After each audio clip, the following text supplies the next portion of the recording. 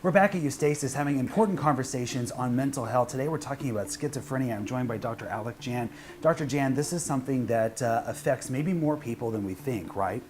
Correct, Michael. The incidence of schizophrenia is approximately 1%, but we see a lot of incidence of schizophrenia and other psychotic illnesses. Yeah, so when you hear about schizophrenia, it sounds pretty scary. And so what are the main symptoms of schizophrenia that someone will experience? So, Michael, schizophrenia is basically a psychotic illness, and psychosis is defined as being out of touch with reality.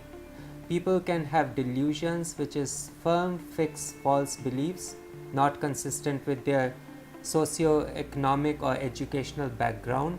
For example, if somebody believes that their spouse is cheating on them, that's not necessarily psychotic. It could happen in real life. But if somebody starts believing that aliens have abducted them, then that's bizarre delusion. They can have hallucinations like hearing voices. They can have disorganized thinking.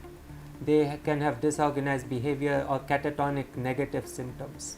So Dr. Jan, I want to ask you, when you think about schizophrenia, you think about that affecting really older people, adults, but can this be something that affects younger people as well? Yes, at Eustasis we have seen, unfortunately, kids as young as 6 years old, 7 years old, 8 years old being diagnosed with schizophrenia.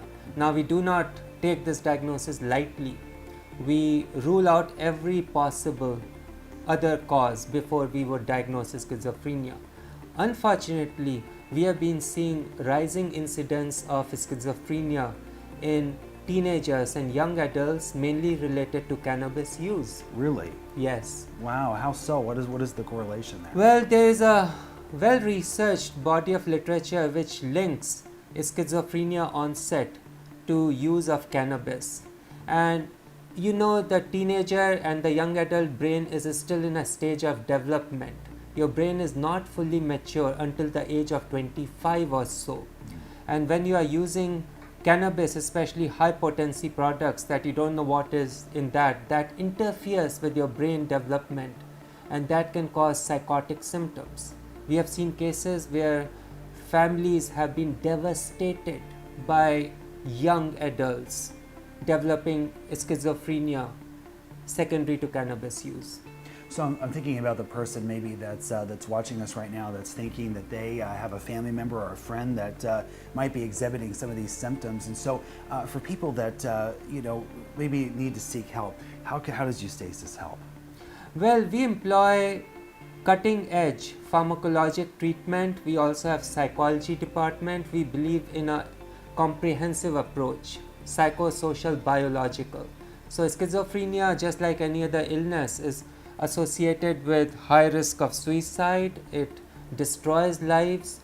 We treat it as it should be treated, like a medical illness which has neurobiological basis.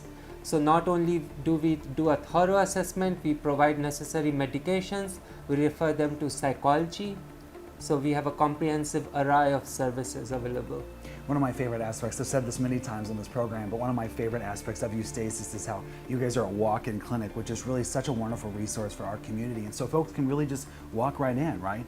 Yeah, we are probably the only place in the country where you can walk in and be seen the same day by a board-certified provider, which is very unique. And that's really great.